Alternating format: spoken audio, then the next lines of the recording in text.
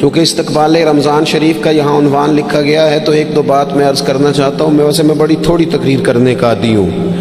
آپ لوگوں کی محبتیں اور پھر یہ کہ جس شدت سے آپ لوگ منتظر تھے اور جس پیار سے آپ لوگ یہاں آئے، ایک آدھ بات رمضان شریف کے حوالے سے میری خاص خواہش ہے اور میری یہ خاص اپیل ہے.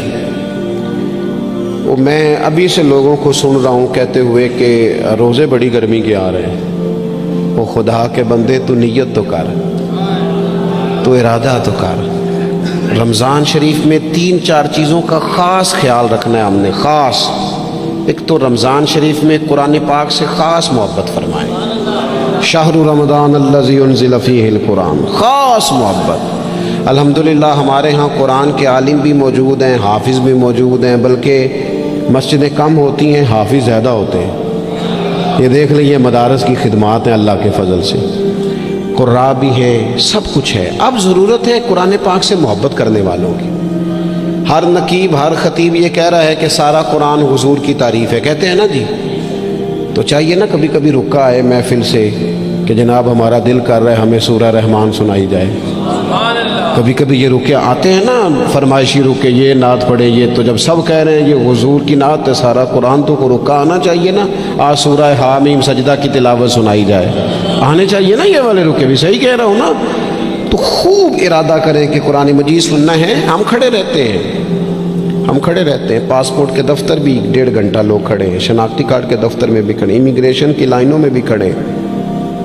نیت کریں کہ میں نے جم کے قرآن مجید سننا ہے. اور جس مسجد میں پہلی تراویح شروع کریں کوشش کریں کہ ساری تراویح اسی میں پڑھی جائے. اور خاص ذوق کے ساتھ. خاص پنجاب میں ایک گاؤں تھا تو اس میں نا ایک دفعہ ایک بالکل عام سادہ سا آدمی دکاندار تھا، تو اس کا انتقال ہو گیا تو اس کی قبر سے خوشبو آنے لگی. تو اگر پیر صاحب ہوتے پھر تو بچوں کی موج لگ جاتی. کیا بات ہے بھئی، اتنی کرامت. عام سادہ آدمی تھا، قبر سے خوشبو آنے لگی. لوگ پہنچ گئے، معلومات کی، گھر تک گئے. کہا کوئی مطلب ٹھیک ہے داڑھی شریف تھی، نمازی تھا، لیکن کوئی ایسی خاص چیز ہم نے نہیں دیکھی. تو اس کے گھر والے بتانے لگے کہ نا قرآن مجید نہیں پڑھا ہوا تھا. بوڑھا آدمی تھا لیکن قرآن مجید سے عشق کرتا تھا. کئی گھنٹے قرآن مجید کو وضو کر کے اپنے پاس رکھتا اور پھر انگلیاں چلاتا اور کہتا میرے مالک نے میرے لیے جو بھی فرمایا ہے حق اور سچ ہی فرمایا. اسے چومتا، پیار کرتا. اللہ نے یہ اعزاز دیا کہ اگر انتقال ہوا تو قبر کی مٹی سے بھی خوشبو آنی شروع ہو. خدا را قرآن پاک سے پیار کریں، خوب ذوق بنائیں کہ ہم نے قرآن مجید کو سننا ہے. دوسری میری گزارش یہ ہے آپ حضرات سے کہ سحری میں اٹھنا تو ہے ہی، سودا لینے کے لیے بھی جانا ہے. ہمارے ہاں دہی دودھ کے لیے بھی لوگ صبح صبح جاتے ہیں. تو ایسا نہ کریں کہ تھوڑا 10 منٹ اور جلدی اٹھ جائیں اور پورا رمضان تہجد کی نماز پڑھیں. بڑی پسند ہے نبی کریم کو تہجد کی نماز. صبح اگر 2 رکعتیں نصیب ہو جائیں تو نبی کریم علیہ السلام نے فرمایا جب جوان آدمی تہجد کے لیے کھڑا ہوتا ہے تو اللہ فرشتوں کے سامنے فخر فرماتا ہے. یہ ضرور عادت بنائیں. صبح جن لوگوں کو چند نفل نصیب ہو جائیں اور پھر وہ دعا مانگیں. ایک تو رمضان، پھر تہجد کا ٹائم، اس ذوق. اور تیسری گزارش میری یہ ہے، غریب آدمی جو ہوتا ہے وہ سمجھدار نہیں ہوتا. چونکہ عقل مند ہونے کے لیے تو پیسے ہونا بھی تو ضروری ہے نا. میں نے دیکھا ہے کہ بالکل ان پڑھ آدمی ہو لیکن سیٹھ ہو نا تو بڑے بڑے سیانے لوگوں کو نصیحتیں کر رہا ہوتا ہے اور اس کی سنی بھی جا رہی ہوتی. میری غربت نے کیا مجھ کو زمانے میں بدنام، تیری دولت نے تیرے عیب چھپا رکھے. یہ نا غریب آدمی، اگر سیانے ہوتے تو وہ بھی مالدار نہ ہوتے، یہ نہیں سمجھدار ہوتے. یہ بیچارے کمزور ہی اس لیے رہ جاتے ہیں کہ ان کو چالاکیاں، تیزیاں الا ماشاءاللہ نہیں آتی. تو کئی دفعہ غریب تکلیف بھی دیتا ہے. جب آپ کچھ بانٹنے لگتے ہیں، جب کچھ آپ دینے لگتے ہیں تو کچھ چیزیں محسوس بھی ہوتی ہیں. بندہ دیکھ کر خیرات نہ کریں، اللہ کی رضا دیکھ کر کریں. ہمیں صحیح حدیث میں اس شخص کا تذکرہ بھی ملتا ہے جس نے آ کے نا محبوب کی چادر کو کھینچا تھا، یہ بخاری میں، اور گردن مبارک پہ نشان پڑ گیا تھا. اس نے کہا میں کچھ لینے آیا ہوں. چادر کو کھینچا, تکلیف ہوئی بظاہر, لیکن محبوب نے پھر بھی جب عطا کیا تو مسکرا کے ہی عطا کیا. غریب آدمی تکلیف میں ہے, مہنگائی نے آزمائش پیدا کر دی ہے. تھوڑے سے امیر لوگ اگر اپنے اخراجات میں کمی لائیں, اگر جو عید پر 6 جوڑے بنواتا ہے وہ 2-4 سے گزارا کر لے, تھوڑا سا اپنے اخراجات کو کم کر کے صرف اپنے رشتہ داروں میں, اپنے دائیں بائیں تھوڑی سی توجہ کریں. اور ایک بات کا ضرور خیال فرمائیں, پردہ پوشی بہت بڑا حسن ہے, بہت بڑی خوبصورتی ہے. اگر یہ صدقات اور خیرات اور رمضان میں جو مساوات کا مہینہ ہے اس میں اگر تھوڑی سی نا پردے کے ساتھ, امام ابو نعیم نے لکھا ہے کہ 100 گھر تھا مدینہ شریف میں, 100 تھوڑی سی آبادی ہوتی تھی, 100 گھر کتنا زیادہ ہوگا. 3 وقت کھانا بھی پہنچتا تھا, کپڑے بھی پہنچتے تھے, بیمار کی دوا کے پیسے بھی پہنچتے تھے. کون دے جاتا ہے پتہ کوئی نہیں تھا.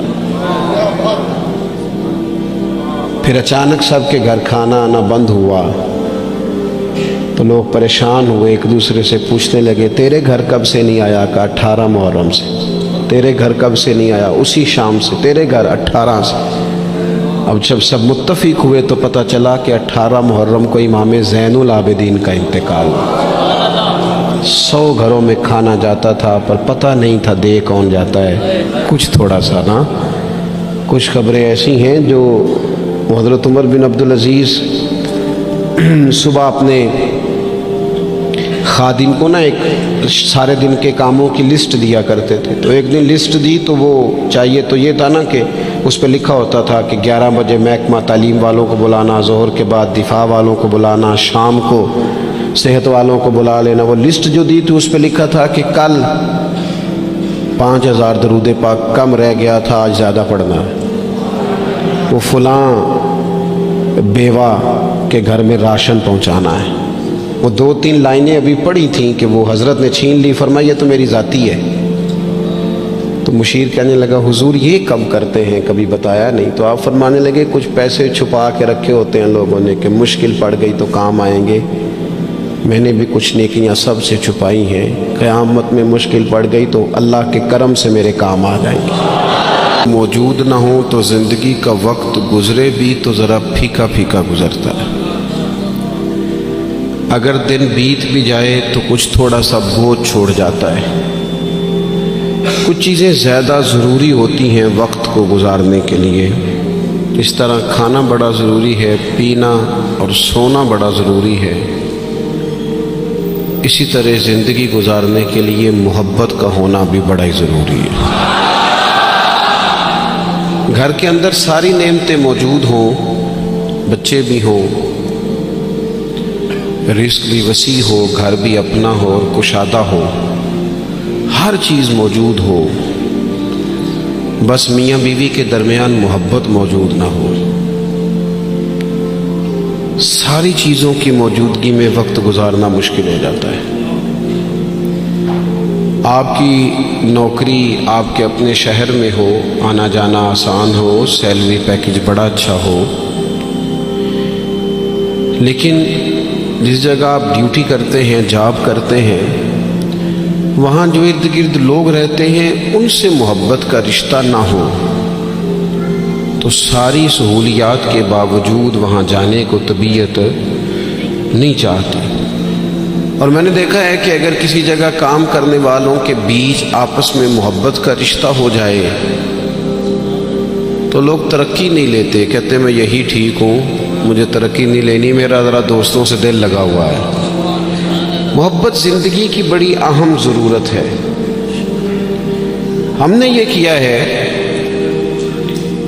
کہ کچھ تو ہمارا خارجی ماحول ہمارے اوپر اثر انداز ہوا ہے, اور کچھ ہم نے لوگوں کے رویوں کو دیکھ دیکھ کر اپنے بھی رویے تبدیل کر لیے. جب دیکھا کہ کچھ لوگ تلخ ہیں, ان کے مزاج میں تلخی ہے, تو شاید ہمارا عمل ایسا نہیں تھا, لیکن رد عمل کے طور پر ہم نے بھی وہی انداز اختیار کر لیا. میں سفر کرتا رہتا ہوں, روڈ پہ ہم جا رہے تھے تو ایک گاڑی والے نے پہلے تو کراس غلط کیا, اور پھر تنقید بھی کر گیا، کہنے لگا اگر چلانا نہیں آتی تو کسی سے سیکھ لو۔ غلطی بھی اس کی ہے اور پھر اس نے تنقید بھی کر ڈالی، تو ڈرائیور جو گاڑی چلا رہے تھے ان کا موڈ بڑا خراب ہو گیا۔ تو میں نے تھوڑے فاصلہ طے کرنے کے بعد ان سے کہا کہ ذرا گاڑی کھڑا کرنا، انہوں نے کھڑی کر دی۔ تو میں نے کہا میاں اس نے تو جو کرنا تھا وہ کر کے چلا گیا، اب ہم نے تو سفر کرنا ہے کہ نہیں؟ ہم لوگوں کی تلخیاں اٹھا کے اپنے ہاں کیوں لے آئیں؟ اگر کسی کا رویہ درست نہیں ہے تو اس کی بنیاد پر ہم ان ساری پریشانیوں کو اپنے ہاں کیوں لائیں؟ جب محبت چھوٹ جاتی ہے، جب ہمارے لہجے شگفتہ نہیں رہتے، جب گفتگو دھلی ہوئی نہیں رہتی، جب چیزوں پر ہلکی ہلکی گرد پڑتی ہے اور ماحول کے اندر گھٹن پیدا ہوتی ہے، نتیجہ یہ نکلتا ہے کہ وہ سارا کیف دھندلا سا جاتا ہے۔ دین اسلام کا اگر کوئی دوسرا نام رکھنا چاہے تو وہ دین محبت ہے۔ ہمیں یہ کہا گیا ہے کہ تم ٹوٹ کر پیار کرو، کس سے؟ اللہ تعالیٰ سے۔ والذین آمنوا اشد حبا للہ، فرمایا وہ لوگ جو ایمان لے آئے وہ اپنے رب سے شدید محبت کرتے ہیں۔ شدید پیار کرو اپنے مالک سے، شدید۔ یہ جو شکر ہوتا ہے نا، شکر یہ اللہ کی محبت پیدا کرتا ہے، اور یہ جو شکوہ ہوتا ہے نا یہ اس محبت سے دور لے جاتا ہے۔ یہ جو صبر ہوتا ہے نا یہ اللہ کے فیصلوں پر راضی رہنے کا حوصلہ دیتا ہے۔ انسان ساری تکلیفوں کو اپنے مالک کی جانب سے جب سمجھتا ہے، صبر کرتا ہے، تو اس میں حوصلہ، طاقت اور ہمت آتی ہے۔ وہ اللہ تعالیٰ کی محبت میں جب اس کو پوری طرح برداشت کرتا ہے تو اس کے اندر اللہ کی محبت آتی ہے۔ اللہ کی تقسیم ہے، کسی کو امیر بنایا، کسی کو مالی طور پر وہ گنجائش نہ دی۔ جب رب سے پیار ہوتا ہے نا تو پھر انسان کہتا ہے جو اس نے میرے حق میں بہتر سمجھا تھا مجھے عطا کر دیا۔ یہ جو صوفیاء ہے نا، صوفیاء ہمارے ہاں تو بعض چیزوں کا مطلب بھی بالکل الٹ دیا گیا ہے۔ صوفی کی صرف یہ ذمہ داری نہیں تھی کہ بابا صاحب بیٹھے ہیں تو آپ جائیں گے تو بے اولاد ہیں تو فوراً دعا کریں گے تو اولاد ہو جائے گی۔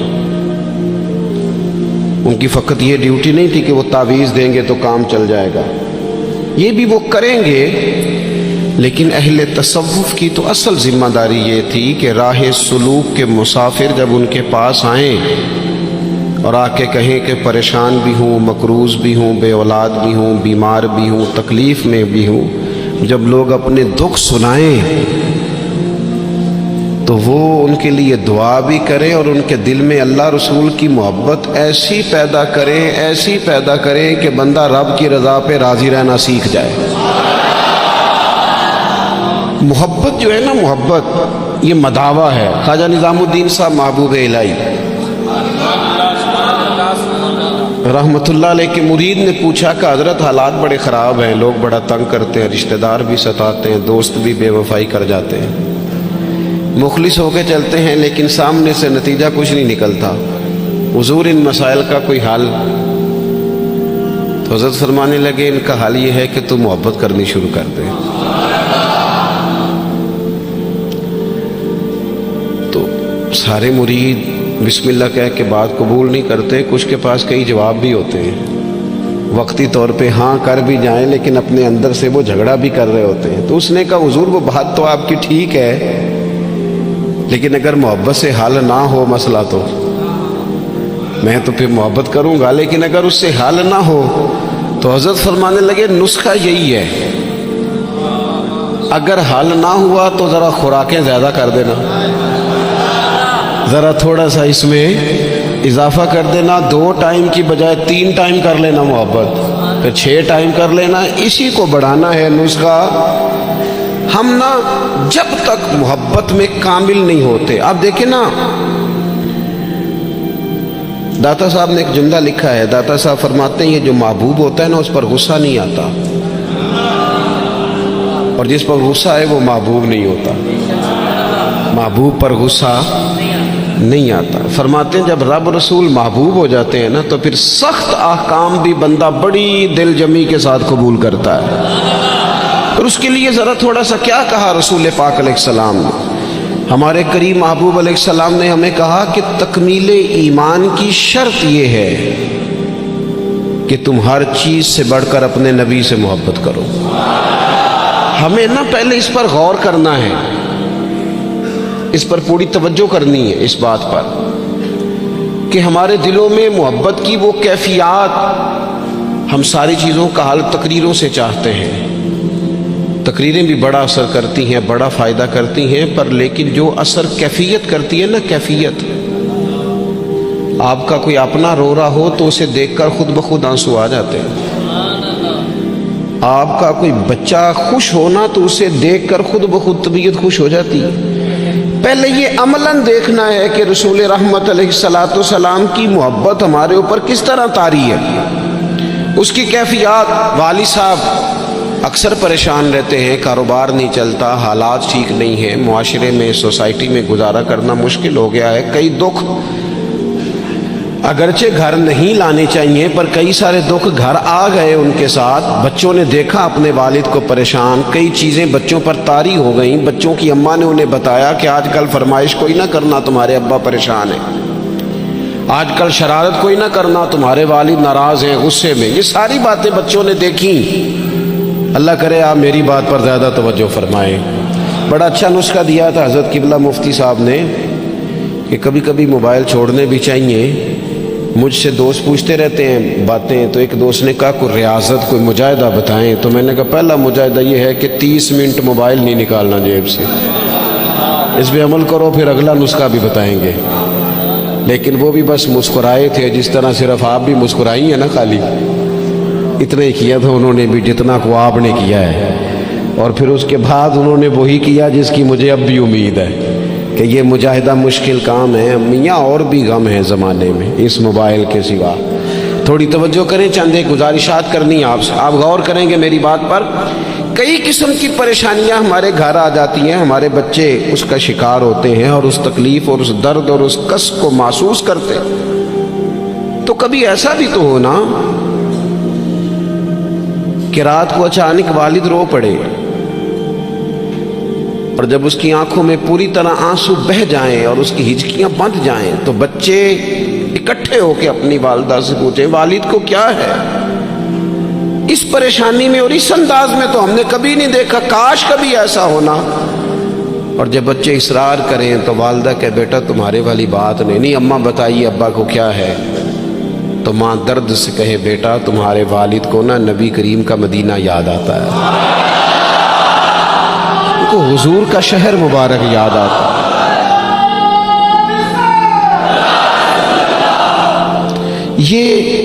جب یہ کیفیات ہماری اولاد تک پہنچیں گی تو اس کا جو اثر ہوگا نا، دیکھیں نا حضرت خالد بن میدان رضی اللہ تعالیٰ عنہ صحابی ہیں، ان کی صاحبزادی کہتی ہیں میرے والد رات کو کہا کرتے تھے کسی صحابی کو بلا کے لاؤ، تو میرے بھائی یا گھر والے کوشش کرتے اور محبوب کریم علیہ السلام کے غلاموں میں سے کسی کو بلا کے لاتے اور پھر ان کو حضور علیہ السلام کے پاس، حضور کے اس صحابی کے پاس بٹھایا جاتا۔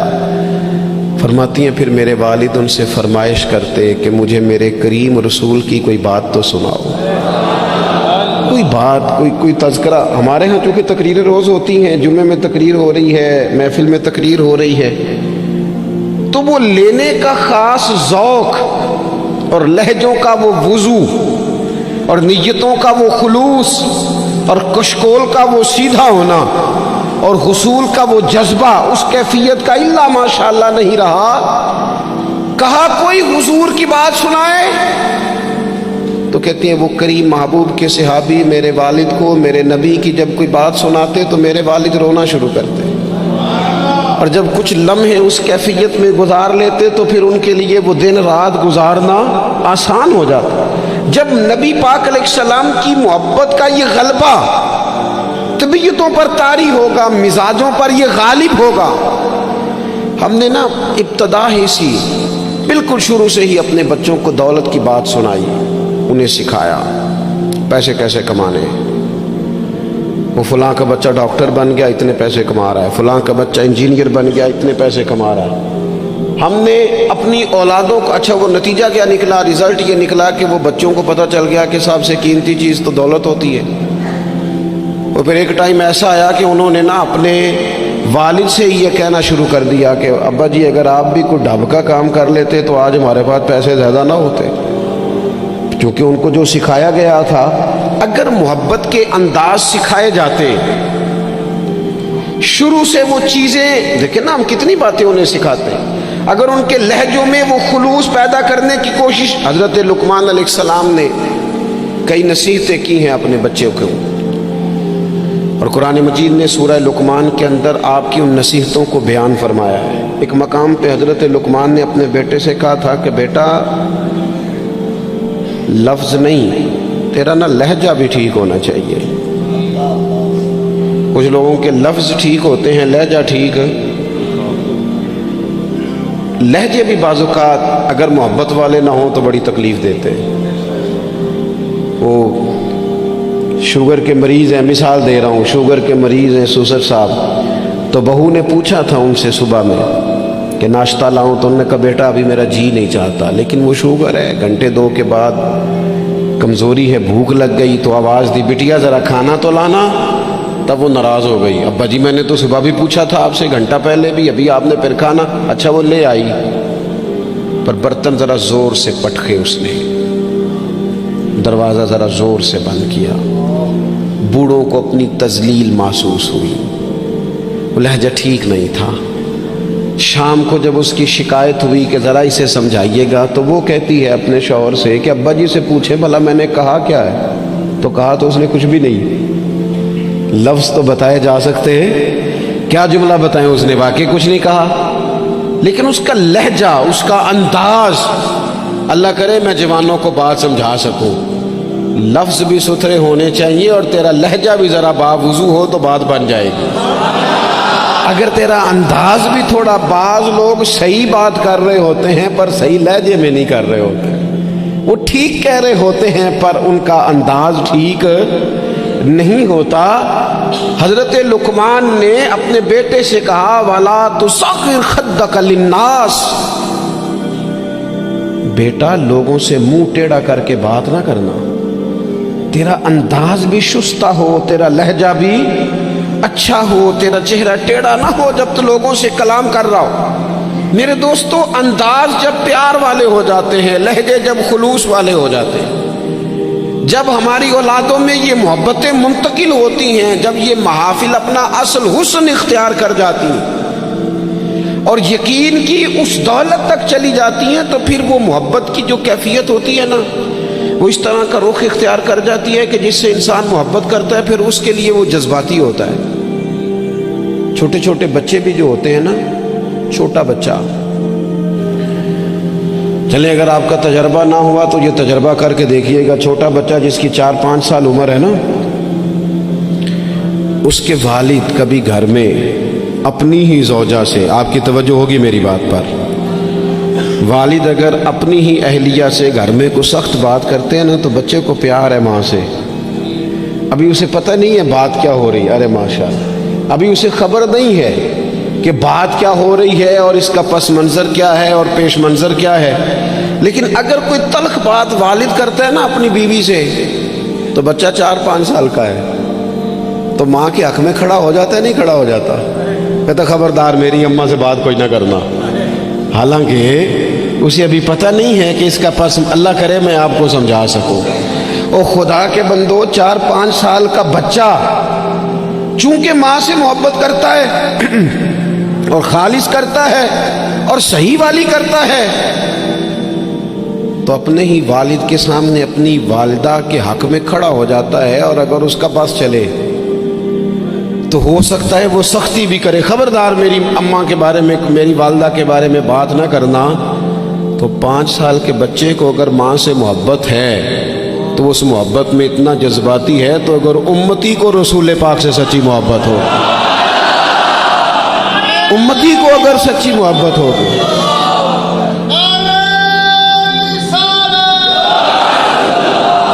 تو ڈاکٹر اقبال سے نا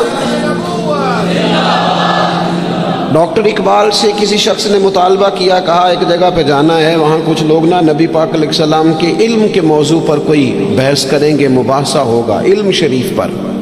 आपकी तवज्जो है मेरी बात पर? तो इकबाल नाराज़ हो गए, कहने लगे मैं थोड़ी जाऊँगा। का क्या मतलब? कहने लगे उस जगह चला जाऊँ जहाँ मेरे नबी पाक का इल्म तोला जा रहा है। क्या बात कर दी तुमने? जो तोलेंगे, जो परखेंगे, जो हुदूद कायम करेंगे, जो उसे हुदूद में बंद करेंगे। जब रसूल पाक अलैहिस्सलाम की खालिस मोहब्बत, फकत नारों वाली नहीं, फकत में वो ये नहीं कि वो नात खाने कह दिया दोनों हाथ जो खड़े कर ले वो आशिक रसूल है, और जिसने खड़े कर लिए उसका इश्क भी मुकम्मल हुआ, वो ख़त्म हो गई बात। जिसने आज बुलंद आवाज़ से नारा लगा लिया उसका इश्क तकमील को पहुंचा। ओ भाई, जो आशिक रसूल है वो दुकान पर भी आशिक रसूल ही है, वो अपना कारोबार कर रहा है, वहाँ भी महबूब की मोहब्बत ही की बात कर रहा है।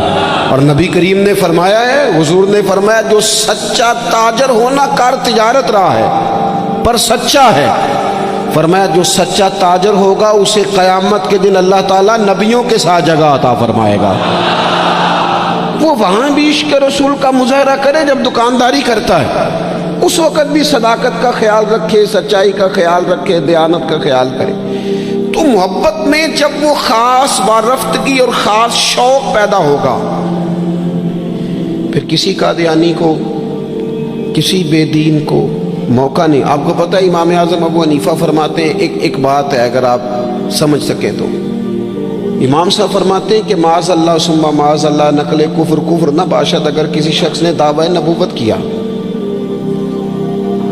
और किसी ने उससे दलील मांगी, ये बात बड़ी काबिल गौर है, समझिएगा। एक शख्स ने माज़ अल्लाह ये दावा किया कि मैं नबी हूँ, और अगर किसी ने उससे दलील मांगी कि तू नबी है तो दलील दे, अगर दलील मांगी तो ये मांगने वाला काफिर हो जाएगा। क्यों दलील मांगी तूने? जरूरत क्या थी भाई? ये तो अब हो ही नहीं सकता कि रसूल पाक के बाद कोई नबी आए। तो दलील मांगने का माना, बात सुनने का मतलब, उस पर गुफ्त, ये कब होगा?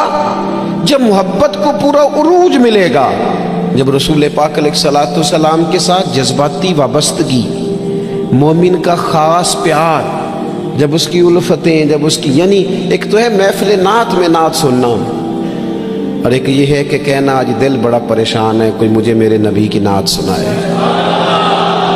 एक तो ये है कि महफिल में आ गए तो महबूब का तज़किरा करना, और एक ये है कि मौलाना आज मैं बड़ी तकलीफ़ में हूँ, हुजूर के फ़ज़ाइल की कोई बात तो सुनाए, कोई खसाइल, कोई शुमाइल का बाब तो छेड़े। जब दिलचस्पियाँ पूरी तौर पर रसूल पाक की ज़ाते वाला सिफ़ात से जम जाएंगी और नबी पाक अलैहिस्सलाम के साथ तभी मिलान पूरी तरह हो जाएगा, और ये बार बार कौम में करने की ज़रूरत है। मोहब्बत का अंदाज़ बार बार इख्तियार करने की ज़रूरत है, उसमें बार बार खूबसूरती लाने की ज़रूरत है। मुफ्ती आज़म पाकिस्तान खलीफा आला हज़रत सैयद अबुल बरकात शाह साहब रहमतुल्लाह अलैह, जब बुढ़ापा आ गया ना, बड़े अलील हो गए, तो हज़रत के लिए मुताला करना मुश्किल हो गया। तो शागिर्दों से कहते हैं कि शेख मुहक्किक रहमतुल्लाह अलैह की मदारज नबुव्वत उठा के लाओ। जब वो किताब लाई जाती तो फरमाते इसमें जो महबूब के फ़ज़ाइल का बाब है ना, ज़रा मुझे पढ़ पढ़ के सुनाओ, मेरा दिल ठंडा होता है। ज़रा ना मुझे महबूब की बातें सुनाओ, मेरी नौ से तबीयत लगती है, मेरा दिल चाहता है कि मुझे हुजूर नबी रहमत अलैहिस्सलाम का तज़किरा सुनाया जाए, उन सारी कैफियत को मैं अपने अंदर महसूस कर। मेरे अजीज़, जब तक ये ख़ास रंग हम अपनी तबीयत में पैदा नहीं करते और आने वाली नस्ल को ये मुंतकिल नहीं करते, जब तक वो खूबसूरती, देखें हालात रहेंगे, हालात अच्छे बुरे रहते हैं। हमारे यहाँ कुछ लोग कहते हैं मौलाना साहब, पीर साहब, आपको तो ज़िम्मेदारी ही ये है, पर हम परेशान बने, और इतने मसाइल के बीच अगर आप हमें कहें मोहब्बत की बात करें, तो मैं आपसे अर्ज़ करूं, मसाइल तो सबके साथ रहते हैं। हाँ, हमें यूँ लगता है कि सामने वाला शायद बड़ा सुखी है।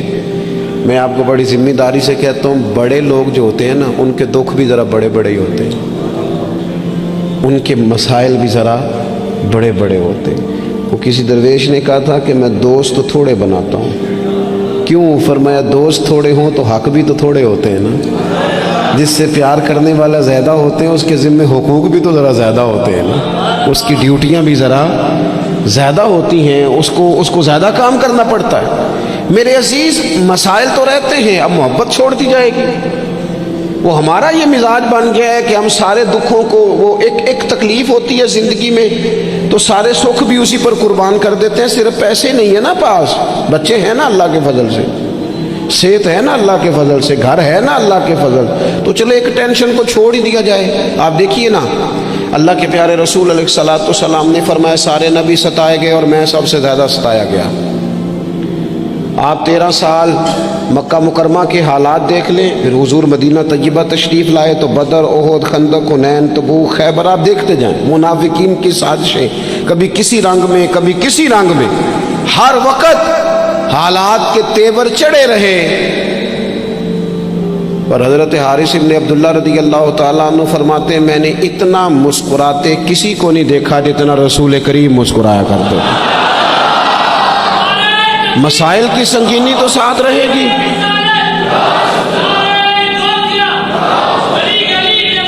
لیکن میں اکثر کہتا ہوں، آج بھی میں دوپہر میں کہہ رہا تھا، پھر کہتا ہوں، ہم رہتے ہیں ناخوش لوگوں کے درمیان، ناراض لوگوں میں رہتے ہیں ہم تو ناراض لوگوں میں رہ کے نا ہم نے بھی ناراض ہی رہنا شروع کر دیا، کیونکہ ہر کوئی کسی نہ کسی سے ناراض ہے، چاروں جانب ناراض لوگ ہیں، تو لہٰذا ہماری طبیعتیں بھی تھوڑی ناراض ہی رہتی ہیں۔ وہ لہجے اس طرح کے ہو گئے، انداز اس طرح کا ہو گیا، تھوڑی سی شگفتگی لائیں طبیعت میں، تھوڑا مزاج میں حسن پیدا کریں، تھوڑا سا نا خطاؤں کو بھولنے کا بھی مزاج بنائیں، تھوڑا سا نا طبیعت اس طرح کی بنائیں کہ کچھ چیزوں میں گنجائش بھی ہو، تھوڑا دل بڑا ہو، تھوڑی آسانی ہو۔ گھر میں بیٹھے بیٹھے ایک دن نبی رحمت صلی اللہ تعالیٰ علیہ وسلم نے فرمایا عائشہ ایک بات کروں تمہارے ساتھ؟ یا رسول اللہ میرے نصیب جاگ گئے، فرمائیے۔ تو حضور فرمانے لگے جب مجھ سے ناراض ہوتی ہو پھر بھی مجھے پتہ چل جاتا ہے، اور جب تم خوش ہوتی ہو پھر بھی مجھے پتہ چل جاتا ہے۔ تو حضرت عائشہ صدیقہ رضی اللہ تعالیٰ عنہ عرض کرنے لگی یا رسول اللہ صلی اللہ تعالیٰ علیہ وسلم مجھے میری ماں روئے، میں اور آپ سے ناراض۔ تو حضور فرمانے لگے بتاؤں پھر؟ یا رسول اللہ فرمائیے۔ تو محبوب فرمانے لگے کبھی کبھی قسم اٹھاتی ہو؟ حضور اٹھاتی ہوں۔ فرمایا جب خوش ہوتی ہو تو قسم اٹھاتی ہو کہ مجھے رب محمد کی قسم، اور جب تمہارے دل میں کوئی بات ہوتی ہے تو پھر کہتی ہو مجھے حضرت ابراہیم خلیل علیہ السلام کے رب کی قسم۔ پھر یہ لہجہ ہوتا ہے۔ سیدہ عائشہ صدیقہ کہتی ہیں لوگوں میں تمہیں بتا نہیں سکتی میری کیفیت کیا تھی۔ یا رسول اللہ آپ لفظوں کا بھی خیال فرماتے ہیں، کوئی کیا سوچ رہا ہے، کوئی کیا بول رہا ہے، آج کل اس کی گفتگو میں کیا، یہاں تک کریم خیال کرتے ہیں، یہاں تک آپ مہربانی فرماتے ہیں۔ ہم کہاں خیال رکھتے ہیں کسی کا لہجہ کیا ہے، کوئی بیچارہ آج کل کس تکلیف میں، ہمیں کیا لگے؟ اپنے آرام سے زیادہ اور اپنی طبیعت کے سکون سے زیادہ تو ہم کسی چیز کو جاننے کو تیار ہی نہیں ہے۔ کہاں مجھے پتہ چل جاتا ہے۔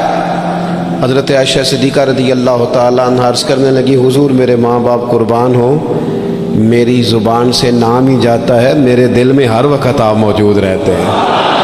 دل میں لہجہ جب محبت والا ہو، انداز جب ذرا پیار والا ہو، جب تھوڑا سا نا ہمیں پیار کرنا آئے، لیکن نا اچھے برے لوگ مل ہی جاتے ہیں، تلخ رویے والا بھی کو مل ہی جاتا ہے، لیکن اگر ہمارا رویہ ٹھیک ہوگا نا تو بڑی ساری چیزیں ویسے ہی ٹھیک ہو جائیں گی۔ میں کچھ لوگوں کو دیکھتا ہوں وہ نہ پیار نہیں کرنا چاہتے، وہ تھوڑی دیر کے لیے شفقت نہیں کرنا چاہتے، وہ اقبال کہتے ہیں کوئی کارواں سے ٹوٹا کوئی بدگماں حرم سے، کیونکہ میرے کارواں میں نہیں خوبے دل نوازی۔ یہ جو آگے لگے ہوئے ہیں انہیں پیار نہیں کرنا آتا، اگر انہیں پیار کرنا آتا تو بڑے سارے لوگ ٹوٹ کر نہ جاتے۔ کچھ مزاج میں درگزر ہو، کچھ محبت کا لہجہ ہو، یعنی ایک تو یہ ہے نا کہ ہم بتا رہے ہیں، دکھا رہے ہیں، سمجھا رہے ہیں، اور ایک یہ ہے کہ آگے پیچھے دائیں بائیں دیکھا جائے، جب کوئی نظر نہیں آ رہا تو پھر جیب سے تسبیح نکلے اور حضور پر درود و سلام شروع ہو۔ پھر کیفیات اور قسم کی ہو۔ جب یہ خاص وابستگی نصیب ہوگی اس کے بعد کسی کو جرت نہیں ہوگی ہمارے گھروں کے اندر داخل ہو کے فتنہ گری کرنے کی۔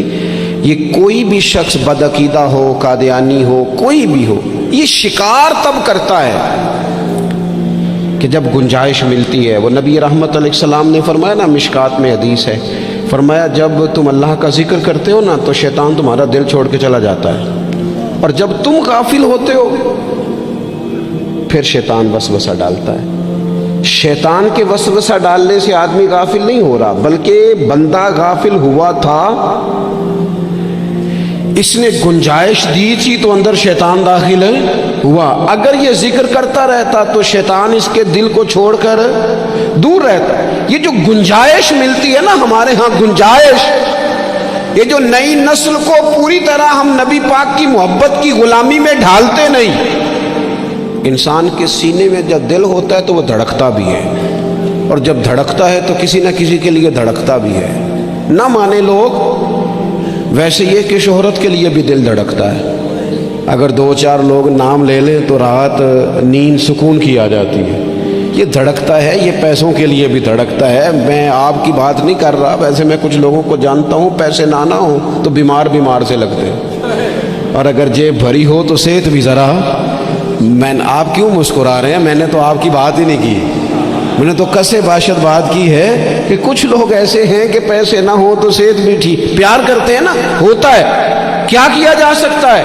میرے عزیز، اگر آنے والی نسل کے دلوں میں پہلے سے وہ پیغام جو ہمیں ہمارے بزرگوں نے دیا، جناب صدیق اکبر سے لے کر اعلیٰ حضرت فاضل بریلوی تک، وہ پیغام جو ہمارے اسلاف نے ہم تک پہنچایا کہ جان ہے عشق مصطفیٰ، روز فضو کرے خدا، جس کو ہو درد کا مزہ وہ ناز دوا، اٹھائے کیوں پھر کے گلی گلی تباہ، ٹھوکرے سب کی کھائے کیوں، اور دل کو جو عقل دے خدا تو تیری گلی سے جائے کیوں۔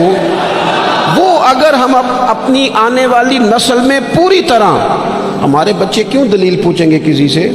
کسی کی طاقت کیسے ہوگی ان سے بات کرے؟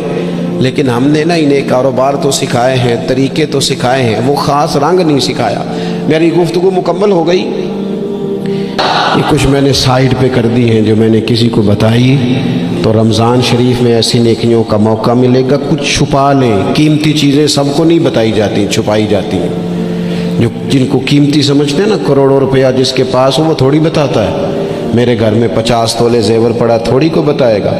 تو قیمتی چیزیں بتائی نہیں جاتی، چھپائی جاتی ہیں۔ اپنی نیکیوں کو قیمتی بنائیں، ان کو چھپائیں۔ اللہ کے حضور دعا کرتا ہوں،